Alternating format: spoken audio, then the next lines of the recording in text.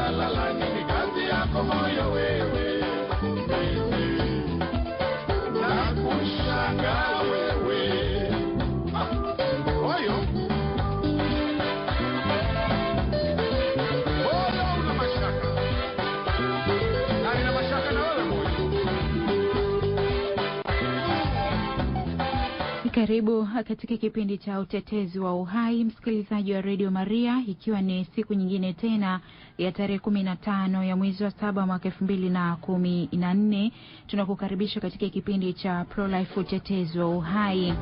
Kama ulikuwa nasi juma lililopita, tulikuwa tukizungumzia juu ya ushoga na tulikuwa tukiangalia tabia za ushoga. Tuliona aina 3 za tabia ya ushoga, tukatazama pia ushoga usioepukika, basi tukaishia hapo. Lakini leo tutaendelea na mada hii ya ushoga na tukitazama ushoga dalili. Tunaposema ushoga dalili, maana yake nini? Basi leo ungana nasi tuweze kuzungumza mengi sana kupitia mada yetu hii ya ushoga. Tutaona mengi tu, tutaona ushoga matukio, lakini pia hoja potofu za ushoga na majibu yake, kama ikiwezekana muda ukituruhusu, basi tutakwenda kutazama yote hayo. Ungana nasi mwanzo hata mwisho wa kipindi pale ambapo tutasema kwa heri. Lakini basi studio namba 2 wana Pro Life wenzangu wako tayari kabisa kutuletea mada yetu hii ya ushoga na tukitazama ushoga dalili. Ushoga dalili katika zile aina 3 za ushoga. Hivyo kama ilivyokuwa desturi yetu, tunaanza kwa salamu, tunamkaribisha Roho Mtakatifu na baada ya hapo tunaingia katika mada. Studio namba 2 yupo mwenyekiti wa Pro Life Tanzania Mzee Agamu, lakini pia kwa dada Grace. Lakini pia pamoja na kwamba tunaendelea na mfululizo huu wa vipindi vyetu vya Pro Life, tunapenda kuwatangazia kwamba wale wote wapenzi wa kipindi cha Pro Life kuanzia tarehe 1 ya mwezi wa 8, tangia tarehe 1 ya mwezi wa 8, kuanzia tarehe 1 ya mwezi wa 8, basi kipindi hiki cha Pro Life utetezi wa uhai kitakuwa kikujia saa 8 kamili mchana, siku ya Jumanne saa 8 kamili mchana. Hivyo basi ujiandae kwa mabadiliko hayo, ni katika tu kuboresha namna ya uendeshaji wa vipindi. Hivyo basi kuanzia tarehe hiyo 1 ya mwezi wa 8 na kuendelea, kipindi cha Pro Life kitakuwa kinakujia siku ya Jumanne saa 8 kamili mchana. Tunaamini tutaendelea kukumbusha na kukumbushana, na hatimaye siku ikifika basi wote kwa pamoja tuwe tumehamia ile tarehe 8. Tumsifu Yesu Kristo. Milele amina. Habari za uzima? Nzuri kabisa. Za tangu juma lililopita, nikiamini wote ni wazima. Jambo kabisa. Karibu. Asante sana. Basi kama ambavyo dada Happy ametangulia kusema kwamba utaratibu wetu wa vipindi utahama kutoka saa 9 kwenda saa 10. Sasa kuanzia mwezi wa 8 vitaanza saa 8 mchana hadi saa 9 alasiri. Na hakika basi muda huo ni mzuri pengine zaidi kwa sababu ni muda wa watu kukaa nyumbani na kupumzika. Ni muda mzuri. Basi tunaendelea vipindi vyetu na nimkaribishe Grace hapa. Kwanza tusalimiane. Mimi nisalimie yao. Mimi nisalimie yao. Sawa. Haya. Tumsifu Yesu Kristo. Milele amina. Bwana Yesu apewe sifa. Amina. Mwana kondoo ameshinda. Tumfuate. Salamu alaykum. Wa alaykum salam. Mimi kazi yangu tayari. Grace. Asante. Tuombe. Kwa jina la Baba na Mwana na Roho Mtakatifu. Amina. Tunakushukuru Mungu Mwenyezi kwa siku njema ya leo. Tunakushukuru kwa sababu umetumba kwa sura na mfano wako. Tunakushukuru pia kwa ajili ya Radio Maria. Tunakushukuru pia kwa ajili ya wasikilizaji wetu. Na kuomba Mungu tume Roho wako Mtakatifu akatuongoze tuweze kupeleka ujumbe kadiri ya mapenzi yako. Tunaomba hayo kwa njia ya Kristo Bwana wetu. Amina. Kwa jina la Baba na Mwana na Roho Mtakatifu. Amina. Basi wapendwa, kama Happy alivyosema, tunaendelea na somo letu la ushoga. Na leo tunaangalia aina ya pili ya tabia za ushoga. Kabla sijaanza kipindi hiki niseme hivi, ile miaka 20 ya Pro Life Tanzania imetimia, na juma lijalo Jumanne tutakuwa na maadhimisho au sherehe ya kutimiza miaka 20 ya Pro Life Tanzania. Tutafanya pale Bunju, kituo cha Wakonsolata. Na pamoja na mambo mengine ambayo tutafanya pale, pia tutatoa vyeti. Tutatoa vyeti kwa vyombo vya habari ambavyo vimefanya vizuri katika kutangaza Injili ya uhai. Vyombo vya habari, pia wanahabari ambao wameshiriki sana katika kutangaza utamaduni wa uhai. Hali kadhalika wasikilizaji wale wazuri sana ambao wameshiriki pamoja nasi katika miaka 20 katika kutangaza utamaduni wa uhai. Sasa mtanisame, labda mimi nitoe tu majina, halafu mwishoni mniambie nani apate hicho cheti katika miongoni mwa wale wasikilizaji. Nina majina haya, nina jina hili la Dule wa Chimala Mbalali kule Mbeya. Dule jina lake sasa mimi sifahamu. Anaitwa Mugiri kunani? Bilioni. Ile bilioni nyingine. Basi nani atatuambia jina lake halisi linakuaje ili tuweze kama yeye atashinda tumpe zawadi. Nina jina jingine Mabula wa kule Unyamwezini, watu kule Mama Bondo ya Roya Tabora huko. Naam, Mabula. Hali kadhalika tunaye Ruben yule wa Singida. Ndio. Ni Mkristo kweli huyu. Sasa lile jina la Kristo nimesahau. Kuna Kristo mmoja Timothy Kalila. Timothy Kalila yule Kristo wa Singida, naye pia tumeona anastahili pia kupata zawadi. Huko nyuma tulikuwa naye I love Jesus. I love Jesus Merioni nani? Yule wa Uyole Mbeya. Sijui kwa nini sasa ameingia mitini kama unanisikiliza sasa hizi, basi ujue kuna zawadi hapa ya kutunukiwa cheti cha kutambua kwamba wewe ni mtetezi wa uhai kweli. Kwa hiyo kama upo, naomba basi tuwasiliane, baadaye nitatoa namba zangu za simu ili unipe majina yako kamili. Naye pia baba nani? Baba Hamis Container yule wa Mikindani kule Mtwara. Hamis Container siku ile pia ameingia mitini, sio anafanya biashara. Lakini ndio Hamis Container, unanisikiliza, unanisikia, basi tafadhali kama mimi natoa tu majina ili baadaye nyinyi mchuje mwisho kipindi hiki leo mnipe tu majina, sababu baada ya hapo sitakote tena muda. Lakini pia ninaye baba nani yule Teddy Kibinge. Sio Teddy yule wa Arusha. Ndio huyo Teddy. Sio Arusha. Yule Teddy Kibinge. Yule Agnes hizo kwa pengine angenitajie. Ndio ni yule baba nani? Ngoja tujaribu kuwasiliana na Agnes, labda pengine atakumbuka jina lake. Yule baba anaitwa baba nani? Baba yeye anamfahamu zaidi. Au Fidelis ndio bwana Galapo. Fidelis wa Galapo. Fidelis wa Galapo. Teddy siku hizi haongeongea sana, lakini Fidelis wa Galapo alikuwa anaongeongea sana wakati ule. Lakini pia kama umetaja Teddy Kivinge, sio vibaya pia akamu katika orodha. Basi katika nyinyi wote hapa nimewataja, samani kama wengine siwataja na mmefanya kazi nzuri, mtanisamehe sana. Lakini kama mpo, nitatoa namba zangu za simu, tuambie Mr. Agamu mwenyekiti, bwana mimi umenisahau, basi tutatarisha cheti. Basi mwishoni mwa siku nitatoa na vyeti kwa wasikilizaji watatu tu basi waliofanya vizuri zaidi katika wote. Basi juu yenu wapendwa mnasikiliza kupiga kura kwa kadri ambapo nyinyi Mungu wa Roho Mtakatifu anaongoza, mkizingatia pia mchango wa kila mmoja katika kuenzi uhai katika miaka hii 20 ya shirika letu. Basi asanteni sana.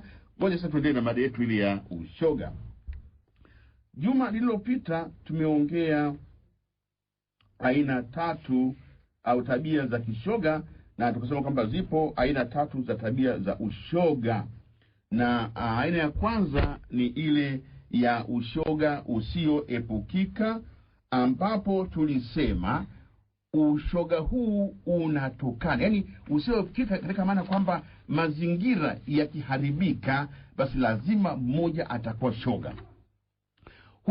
Ushoga huu unatokana na kipindi kile ambapo mtoto anatakiwa azaliwa upya kisaikolojia, miaka 2.5 kwenda 3 mpaka miaka 5 hivi, anapojitambua mimi ni ke, majukumu yangu ni haya na unaona katika maisha yao pale nyumbani. Basi hapa watoto hawa wakiharibiwa ama kutelekezwa ama ukatili child abuse, ukatili uliopea kwa watoto hawa, au kufanyiwa vitendo visivyokuwa vya kawaida na watu wazima, basi ni katika umri huu ndipo mtoto huyu hatimaye atakuwa shoga. Atakuwa shoga kwa sababu shida yake ni kutafuta utambulisho. Umenidhalilisha, mimi nilikuwa mwanaume, ukanifanya mwanamke, sasa na mimi na respond kwa kumfanya mwanamume mwenzangu au mwanamke. Ndio hiyo inavyokuwa. Huu ndio ushoga ambao usioepukika. Na tumesema lengo kubwa sio kujiridhisha kingono, bali kupunguza wasiwasi utokanao na hofu ya ndani kabisa ya kutengwa, kutojiweza na hata kupondeka moyo. Fikiria mtoto anaingiliwa na baba yake mdogo, baba yake mkubwa, mjomba wake au mwingine yule. Katika umri ule kwa kweli watoto hao wanaharibika moja kwa moja, hatimaye wanakuwa mashoga. Na niseme hivyo wapendwa, mimi nimesikia matukio haya hapa Dar es Salaam yamekuwa ya kawaida sana, watu wazima kuingilia watoto wadogo, wavulana kwa mfano, au kuingilia wasichana katika umri huu, ni kuwapelekea watoto hawa hatimaye baadaye wawe mashoga. Huo ni ushoga, aina ya ushoga ambao tumesema hauepukiki.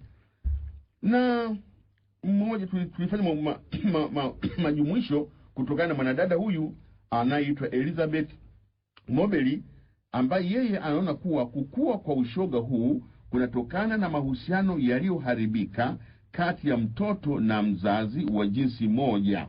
Katika hali hii, utambuzi ambao unajengeka unaharibiwa kwa kukataliwa na kutokidhiwa kimuhemuko kutoka kwa mzazi wa jinsi ile ile.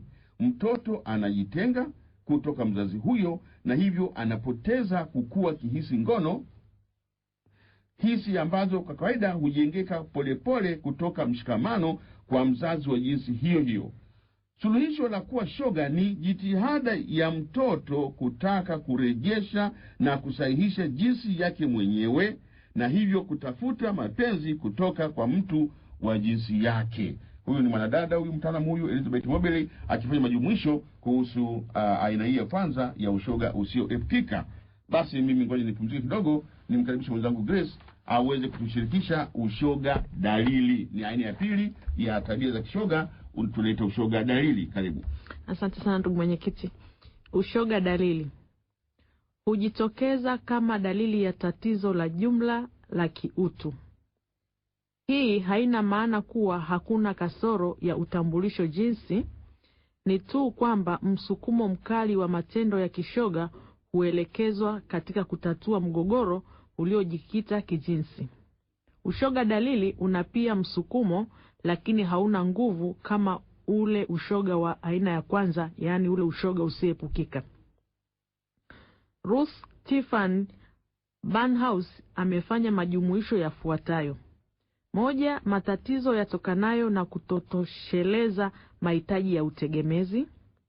2. Matatizo ya kimamlaka au utawala. Na 3. Kuogopa ngono ya kawaida, yani ngono ya mwanaume na mwanamke au mwanamke na mwanaume. Baadhi ya vijana wanaojiona kutotoshelezwa na kunyimwa upendo wanatafuta namna yoyote ya kurithiwa mahitaji hayo. Wanakwenda kwenye ushoga wakitegemea kupata ukubalifu na hivyo kuimarisha maelekeo ya kishoga. Kwao ushoga unakuwa ni namna ya kudumu inayoridhia mahitaji yao. Kwa wengine ushoga waweza kuwa ni kiu ya utawala au madaraka au nguvu ya aina fulani. Mfano, kijana katika miaka yake ya 20 hivi alitafuta tiba ya hali yake kwa vile alichukia kukua katika mazingira ambapo watu wa miaka 40 walionekana wakizunguka katika madanguro ya mashoga wakichukuliwa. Aliwahurumia watu hawa. Hasira yake ilitokana na kutelekezwa na baba yake baada ya kutengana na mama yake akiwa mtoto wa miaka 3. Katika ujana wake alijitahidi kumtafuta na kumpata baba yake katika mji mwingine. Akawa analala mlangoni mwa nyumba ya baba yake kwa mategemeo ya kurudisha uhusiano wa baba na mtoto. Lakini siku alipomwona baba yake, alipewa nauli ya kuondoka na kutakiwa kutorudi tena. Alipofikia miaka 18, alibadili jina la ukoo ili kufuta kabisa utambulisho wa baba yake ambao alikuwa anautafuta bila mafanikio. Vile vile alikuwa na chuki kwa mama yake ambaye alimpa kila kitu akiwa mtoto, na alipofikia ujana alikatazwa kupata kazi ya ajira kwa sababu ingemfanya achanganyike na watu wa daraja la chini, yaani kizazi duni. Ujumbe alioupata ni kuwa yeye alikuwa dhaifu, hafai, sio mwanaume halisi na asiyeweza kujitegemea kimawazo na kiutendaji. Wakati anatibiwa, alimwambia mshauri kuwa hakupendelea kushikwa mkono na mwanamke. Baadaye alipata taabu ya kujaribu kukwepa maelekeo asiyoyapenda, lakini hiyo ilimgharimu sifa yake ya kuwa mwanamume. Hatimaye alikiri kuwa ushoga wake haukuwa umejitokeza. Akiwakasirikia wazazi wake, "Tazameni, hivi ndivyo mlivyonitenda." Alikubali kuwa msukumo wa chuki.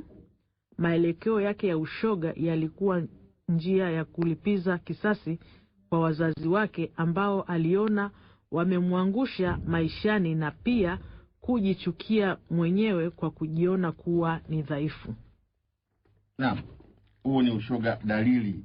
Ushoga dalili kwa kadiri ya huyo mtaalamu Ruth Tiffany Barnhouse, ambaye amefanya majumuisho na ameeleza kwamba ushoga wa aina hii unatokana na matatizo ya kutotosheleza mahitaji ya binadamu, yale ambapo unamtegemea baba, unamtegemea mama.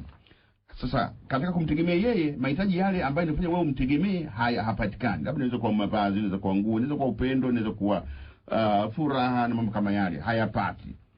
Lakini pia, na ndio mfano huyu mtoto huyu ambaye mmemsikia hapo miaka 20, ambaye baba na mama walitengana alipokuwa na miaka 3, alafu baba akaamua kwenda kwa mji mwingine kabisa alioa huko. Huyu mtoto ambaye ametelekezwa amekosa kutoshelezwa mahitaji yake na baba yake, ndio maana alifunga safari kwenda kwa yule baba kuona kama anaweza kupata kile ambacho alikuwa amekipoteza. Bahati mbaya ndio hivyo kwamba baba yule alimtupa teke, ili mtoto ibidi arudi nyumbani kwake, na akaamua kufuta kabisa utambulisho na mzazi yule. Kwa hiyo hata jina la baba yake alikuwa halipendi kabisa kulitumia. Nadhani alichukua jina lingine. Lakini pia Barnhouse anasema kuna pia ushoga huu unatokana na matatizo ya kimamlaka au utawala. Mnamwona mama yake huyu mama ambaye alikuwa anamlea mtoto huyu, alikuwa sio kumkumbatia, lakini possessive, yani kutomruhusu kutembea, kwenda nje kucheza wenzake. Anataka baki naye tu pale, na hata alipopata kazi kwa kula ataribika, akamwambia usifanye kazi, kaa tu nyumbani. Mama huyu anakuwa anamkamata sana mtoto, anakosa uhuru. Kwa hiyo ushoga mtoto baadaye ana rebel, kwa sababu anaona amekandamizwa, kutegemea mama mno vibaya. Lakini pia anaoja pia kwamba nikitoka nje itakuwaje. Na ya tatu, mama huyu anasema wakati mwingine watu wanaogopa tu ngono ya kawaida, yaani ngono ya mwanamke kwa mwanamke kwa mwanaume, au mwanamume kwa mwanamke, wengine wanaogopa. Ndio ushoga dalili ambao tumeuzungumza. Lakini anasema kwamba ushoga huu sio mkali sana kama ule ushoga mwingine wa kwanza, ule ushoga ambao hauepukiki. Na mwisho tunaangalia ushoga matukio. Karibu. Asante sana. Ushoga matukio huu ni ushoga wa kimazingira unaobadilika au wa matukio.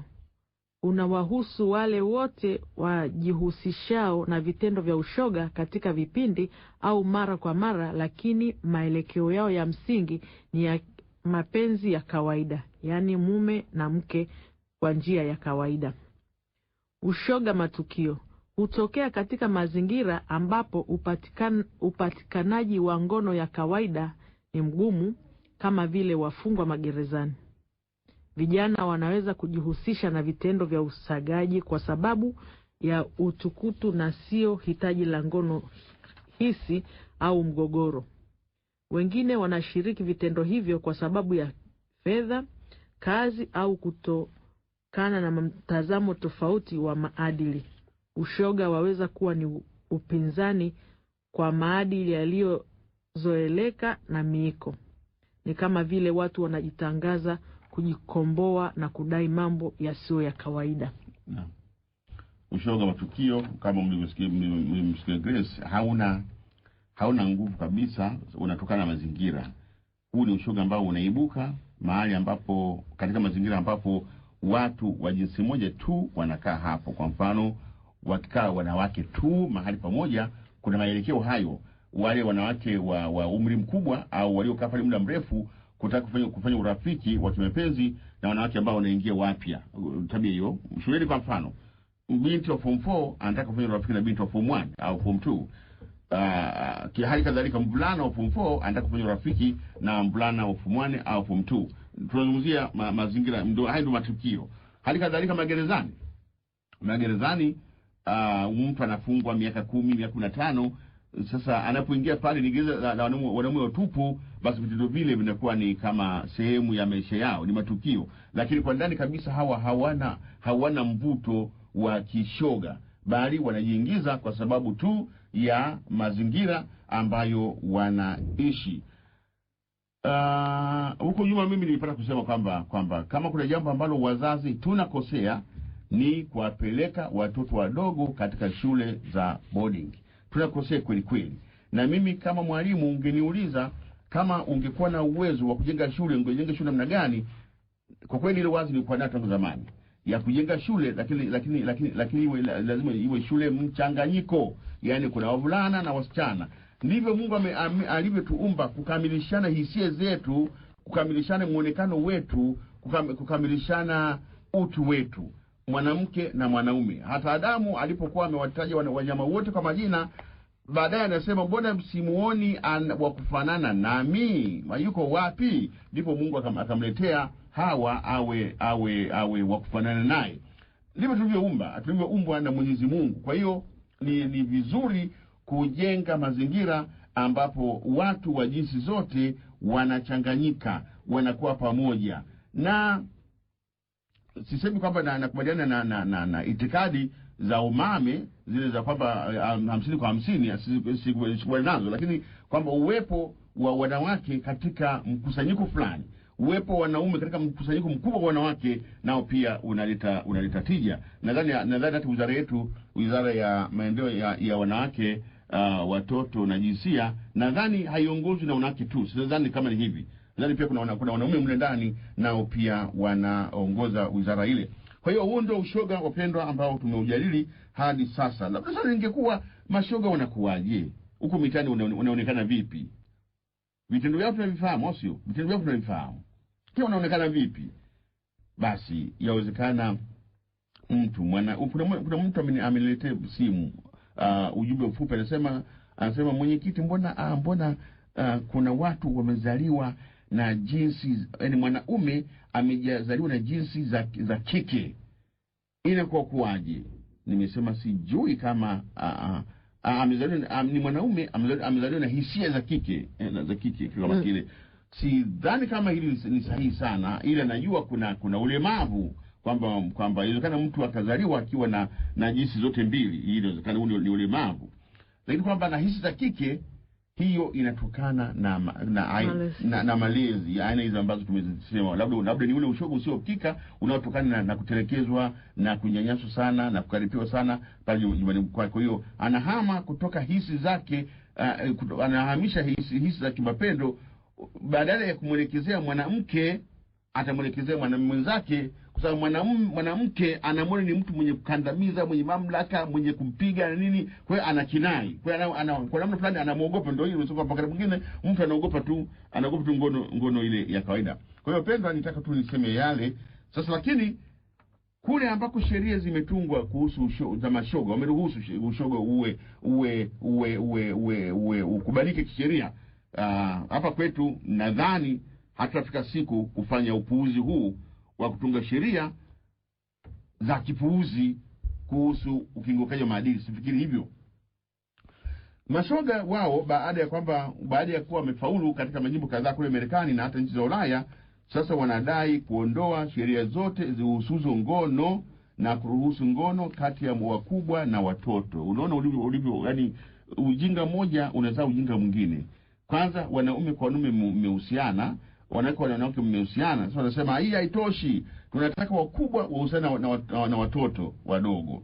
Kufanya ngono hadharani, fikiria mambo haya kuteremsha umri wa kuingia katika vitendo vya ngono, umri mtu mzima ya 18. Sasa uteremshe uende wapi? Mambo kama yale. Lakini pia mashoga wanadai serikali kuhalalisha ndoa za watu wa jinsi moja, na hiyo kuruhusu kuhalalishwa maeneo mengine, itaruhusu kuhalalishwa maeneo mengine. Kwa hiyo ukikubali ushoga, ukatunga sheria kuhusu ushoga, washoga wanakwenda zaidi, wanataka ndoa za watu wa jinsi moja. Sio hiyo tu, wanadai pia haki ya kuwa ya kupata mafao kama yale wapatao wanandoa wa kawaida. Na hali kadhalika wanadai pia wao wanaweza pia kulea. Kwa hiyo wanataka pia kulea watoto kama ambavyo wengine wanalea. Kwa hiyo ukiruhusu jambo moja baya na lingine linazaliwa. Ndio maana labda katika maandiko matakatifu wanasema dhambi huzaa mauti. Wafiraji, wasagaji, wajizinio wenyewe, wenye kujihusisha na zinaa ya wengi, wahusishwe katika masuala ya elimu na huduma nyingine za kijamii. Yani hawa mashoga hawa gays, kuna gay hawa, na hawa wengine wasagaji hao tunatini hawa lesbians, gays, lesbians, wajizinio wenyewe, wale wa wanaita intrasexual, kitu kama kile nusani ndio Kiingereza, wanafanya masturbation, wanafanya kujichua, niseme punyeto, niseme kujichua, wanaofanya punyeto au kujichua, nao ndio wanaojizini wenyewe. Na wale wanaofanya ngono katika makundi, hao wanadai kwamba wapate elimu kama ambavyo wengine wanapata. Kwa kweli hatuoni kama wanabaguliwa, lakini vitendo vyao hatuvitaki, tunavikemea, ni vitendo dhalimu. Lakini pia mashoga wanadai pia kuondolewa vizuizi vyote kuhusu matumizi ya vidhibiti mimba. Kwa hiyo kila mtu atumie vidhibiti mimba, kila mtu apendavyo bila mtu kumzuia. Hali kadhalika wanasema kodi za wananchi zitumike kulipia uzazi bandia, kwa Kiingereza ni artificial insemination. Wasagaji na wajizinio kuzuia makundi ya kidini kulaani vitendo vya kishoga. Kwa hiyo kodi zako wewe anasema zitumike kulipia hiyo uzazi bandia. Yaani kwa sababu hawa hawezi kuzaa, basi wanachukua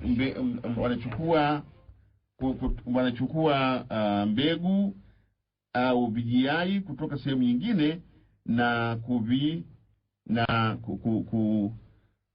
kumpandikizia yule ambaye anakuwa ana shida navyo. Na Michael Pakaluk anashangaa kuona mashoga wanadai haki zaidi ya wengine, wakati wanapata haki zote za wengine zilizoainishwa katika katiba: uhuru wa dhamiri na kuabudu, uhuru wa mawazo na kujieleza, uhuru wa kukutana. Ni haki zipi za nyongeza hao wanadai? Anasema kwamba mbona mashoga wanapata haki zote ambazo wengine wote wanapata? Hao wanadai haki gani pia? Pakaluk anabainisha kuwa mashoga wanadai haki za nyongeza zifuatazo: 1, kuondoa sheria zinazopinga usenge kwa vile zinapingana na katiba. sababu kama sheria imeshatungwa, maana katiba inaruhusu, kwa hiyo ukatana na usenge ni kwa mnawana. Ubaguzi dhidi ya wasenge katika nyumba na ajira upigwe marufuku, na ndoa za jinsi moja zipewe maslahi yote kama ambavyo ndoa za jinsi mbili zinapata. Hayo ndio madai ya ziada ya mashoga kulingana na huyu mtaalamu Michael Parker-Luke. Naye Richard F. Duncan anaona hatari iliyomo katika kutunga sheria za kuridhia ushoga. Anaona kuwa itazuka migogoro kati ya sheria za kulinda matendo ya ngono nje ya ndoa na imani za watu na taasisi zinazopinga matendo hayo. Ni kwamba unaporuhusu ushoga unakuwa umevunja nguvu ya imani za kidini ambazo watu wameshikilia kwa miaka mingi. Hayo ni madai ya mashoga. Lakini pia mashoga, kuna mtaalamu mwingine hapa anaitwa John M. Finnis. Yeye anahoji kuwa tabia za kishoga na matendo yatokanayo na tabia hizo ni mabaya. Vitendo vya usenge, usagaji sio vya kindoa, visivyo vya kawaida, na kwa hiyo havina upendo na ni batili. Nashukuru sana ndugu yangu John M. Finnis kusema maneno haya kwamba vitendo vya kishoga ni vibaya, lakini wasifikiri mashoga wanapotekeleza vitendo vyao vya kishoga wana upendo. Hapana, hakuna upendo na vinyiwe ni batili. Hali kadhalika anatuambia vitendo vya usenge na usagaji vinafanana na kupiga punyeto au kujiridhisha kibinafsi. Ni vitendo visivyofaa kwa binadamu na vibaya kwa hali yake yote.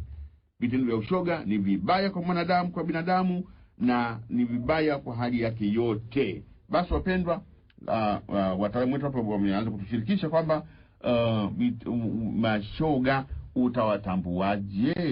Tutatambuaje? Shoga mwanamke, mwanaume unamtambua kwa tabia zake, kwa mavazi yake, kwa mwendo wake,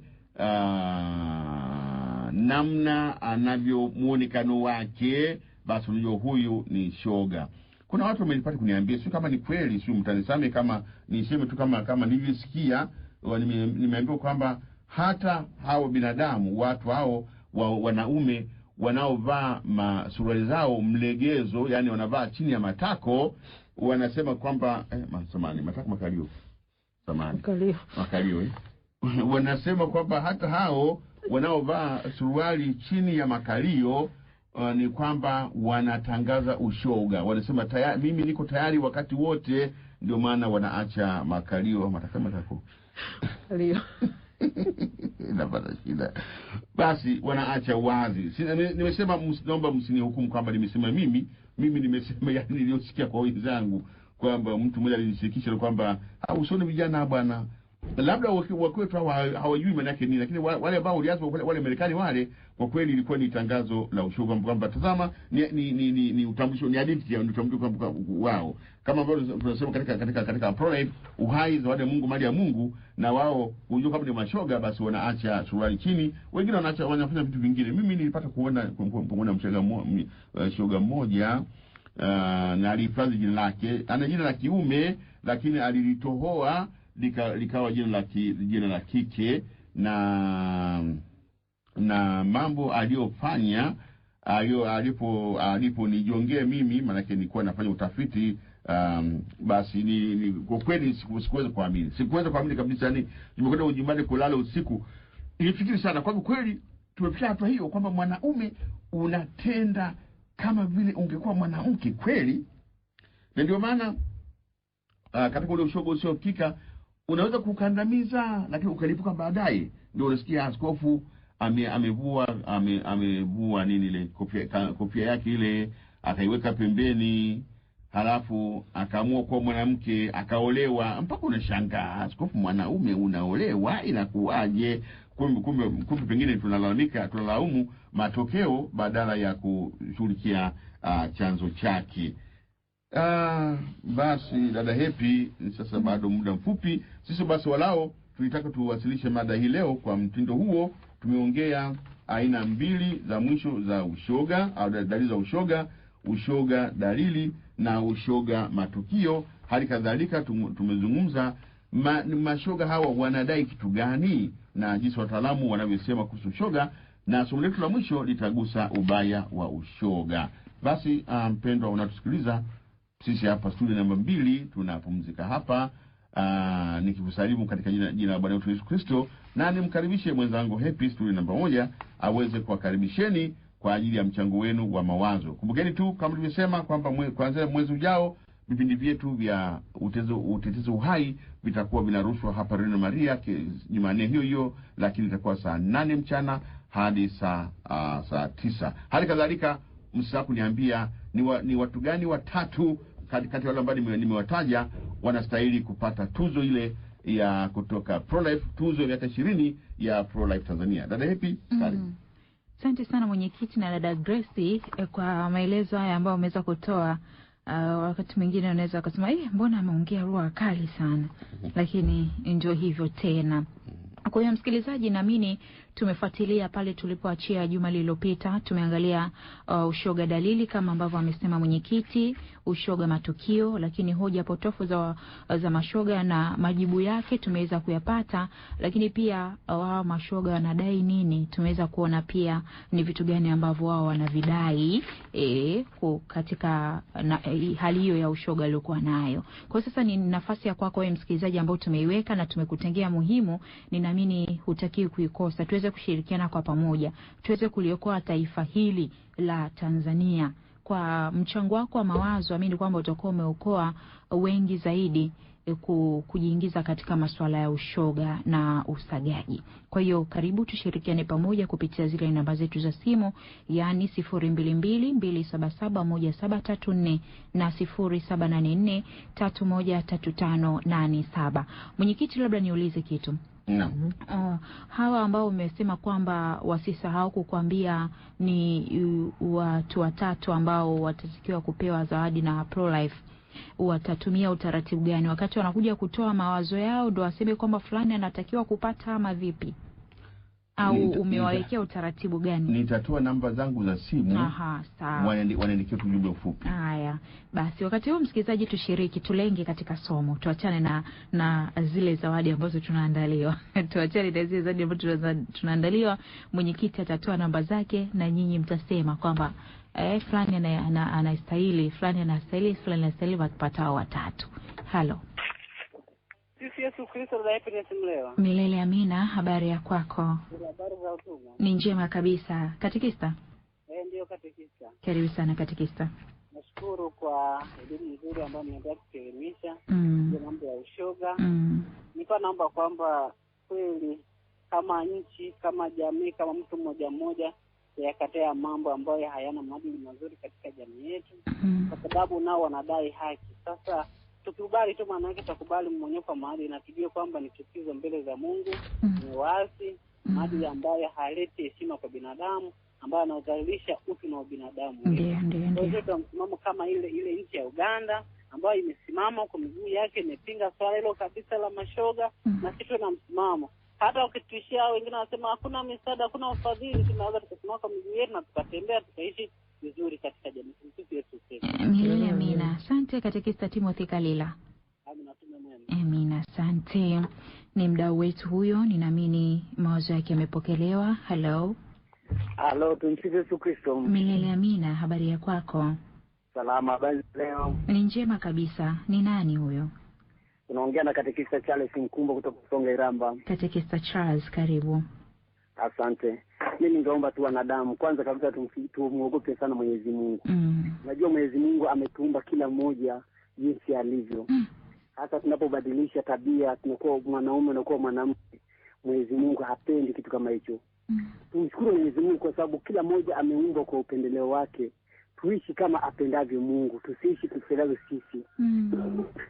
Sisi tunamchukiza Mwenyezi Mungu.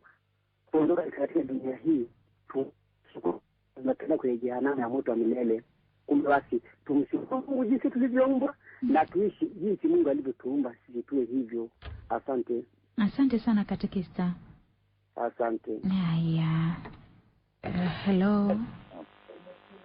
Halo. Habari yako? Salama, habari? Ni njema kabisa. Karibu katika kipindi. Yaani hicho kipindi nilikuwa nakisubiri kwa hamu sana. Mwenyekiti Agamo, Mungu ambariki. Tunaomba punguza sauti ya redio. Samahani, tunaomba punguza sauti ya redio yako tuweze kukusikiliza. Yaani namshukuru mwenyekiti kwa kutuelimisha sisi vijana. Yaani Mungu ambariki sana na wabariki wote. Amina. Asante. Ni nani? Mimi Alex Mbuya wa Klema. Alex nani? Alex Mbuya. Asante. Haya, kazi njema. Kazi njema. Asante sana. Hello. Hello. Ni 0222771734. Nipigie simu hapo tuzungumze. Tunazungumzia juu ya ushoga, kama ni mada muendelezo tulioanza nao tangu majuma mawili yaliyopita. Kwa hiyo karibu tuweze kushirikishana, lakini wakati huo tunaendelea kukukumbusha kwamba kuanzia tarehe 1 ya mwezi wa 8 mwaka huu 2014 kipindi cha Pro-Life kitahama kutoka saa 9 kuelekea saa 10 kuelekea saa 8 mpaka saa 9. Mara zote tumezoea kinaruka saa 9 mpaka saa 10, lakini basi kuanzia tarehe hiyo kitakuwa kikiruka kuanzia saa 8 mpaka saa 9. Halo. Halo. Habari? Nzuri, tumsifu Kristo. Milele amina. Karibu. Asante. Mimi Valensi kutoka Rombo. Nilikuwa ninaomba hivi. Hii kipindi kiwepo yani siku za Jumapili. Siku za Jumapili. Ndio, ili vijana wa Rombo yani wameharibika sana waelewe. Haya, asante. Utume mwema. Asante. Haya, huyo naye katoa pendekezo lake. Hello. Halo, tumsifu Kristo. Milele amina. Habari yako? Habari za studio. Salama kabisa, karibu. Asante. Mimi nimesikiliza kipindi. Kiukweli inasikitisha kwa sababu sisi wanadamu tukiangalia kwamba Mungu ametumba tofauti. Tukiangalia kuna wenzetu wengine kweli wanatamani watembee kama binadamu wengine wa kawaida, lakini basi wameshindwa kutokana na mapenzi ya Mungu. Utakuta ni kwamba wanatambaa, yani na wazungumzia vilema hao. Kwamba inawezekana pia nao wanatamani wangekuwa smart, yani wasimame, wavae suruali vizuri, wachomekee, yani nao waonekane binadamu katika binadamu. Lakini sasa inashangaza vile unazoona binadamu mwingine kaumbwa vizuri, anapendeza, lakini ukiangalia Tumsifu Yesu Kristo. Milele amina. Asante. Ni nani huyo? Asante. Naitwa Mama Dora. Haya, Mama Dora, asante nawe pia kwa kushiriki. Asante. Naomba nipokee simu moja nirudi kwenu. Naona leo maswali hakuna, zaidi tu ya watu ambao wameguswa na kuendelea kutoa maoni yao ili watu waweze kubadilika, hususan vijana. Hello. Hello. Ndio, halo. Habari yako? Nzuri, tu habari za sasa hivi? Ni njema kabisa, karibu. Mimi nilikuwa napenda kuchangia, kumbe hizi suruali vijana wanavyovaa kwa kule Marekani wakivaa, inaonekana kwamba inajulisha kwamba sisi tuko tayari kwa ushoga. Mimi napenda kuwauliza hawa wanawake wa Kitanzania sasa hivi ambao wanavaa masuruali yani mpaka tunashindwa kuangalia.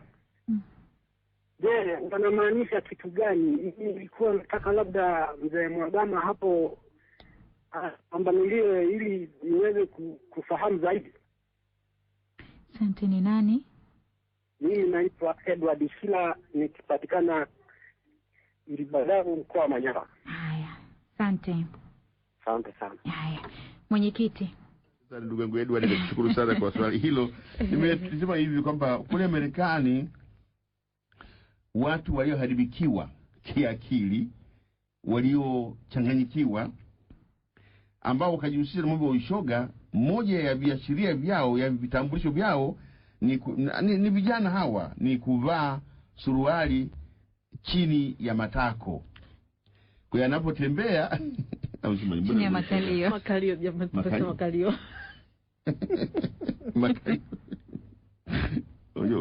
Kuna watu wanakalia magoti ni wanaogopa kusema makalio. Mwenyekiti, tujulikane tu kama ni chini ya makalio. Makalio haya basi. Chini ya makalio.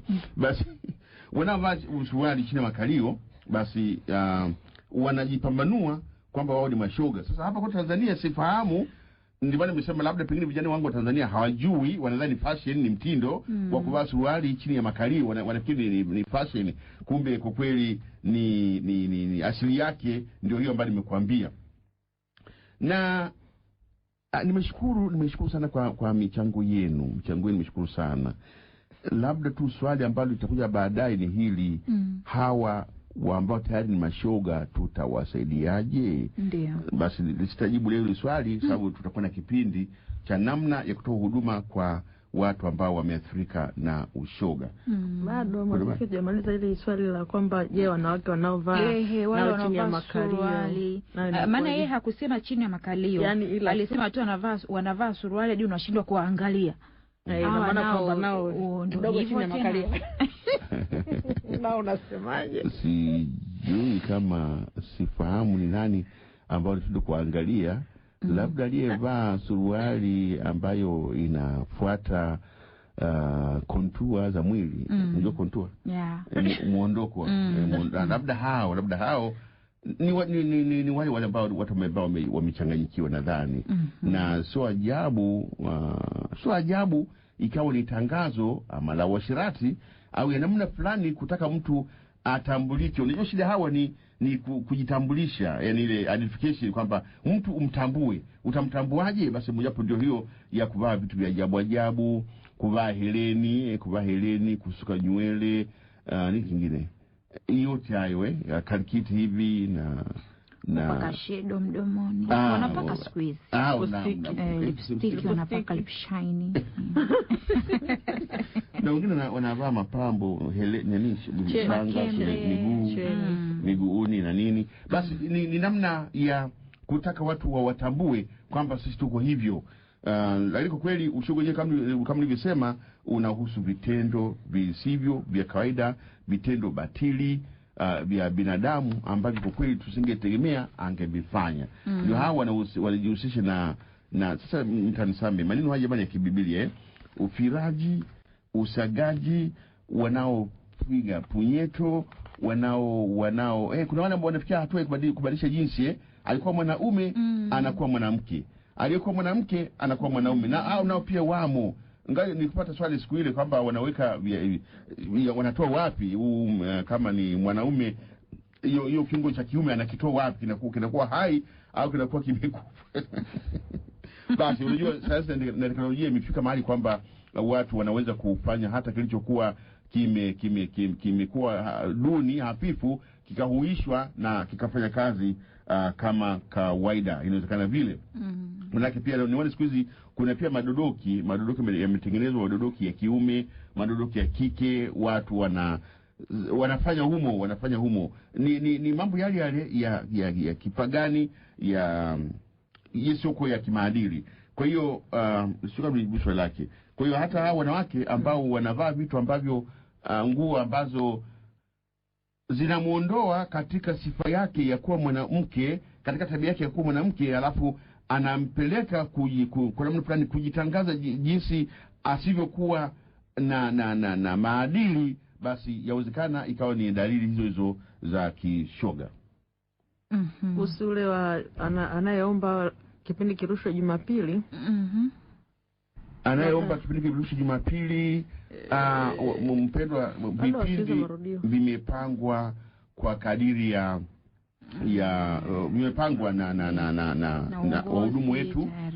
Ila kama unataka kusikiliza zaidi, kinarushwa Alhamisi, kinarudiwa Alhamisi saa 4:05 mpaka saa 5 asubuhi.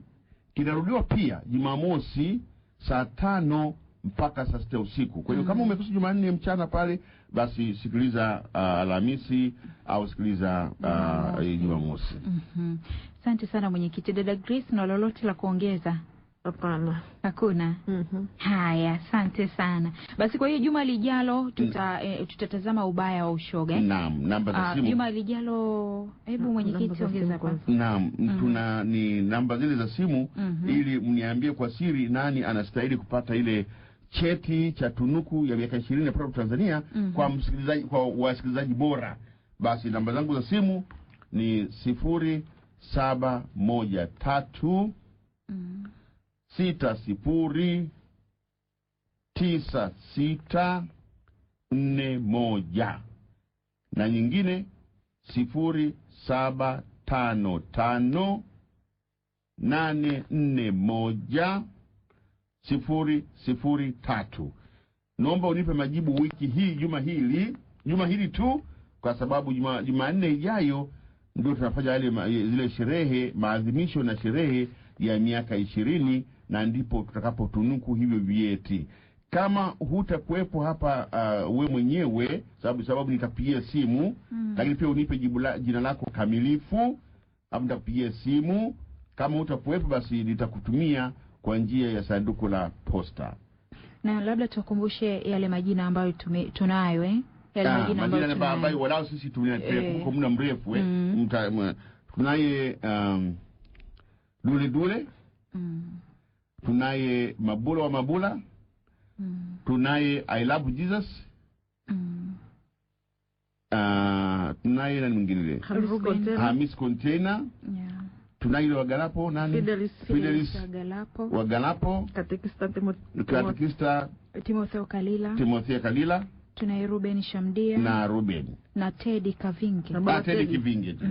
Teddy Kivinge. Basi hao majina sababu ambayo wala sisi mimi nakumbuka ni hayo. Labda kama kuna mwingine ambaye sijamtaja na ameshiriki sana, nitashukuru sana kama utanipa niweze naye pia kumtengenezea cheti chake. Lakini kumbuka kuna hawa wawili naamini ambao pia nao walikuwa ni washiriki wazuri tu. Mama Dora na pamoja Katekista Charles Mkumbo wa Singida.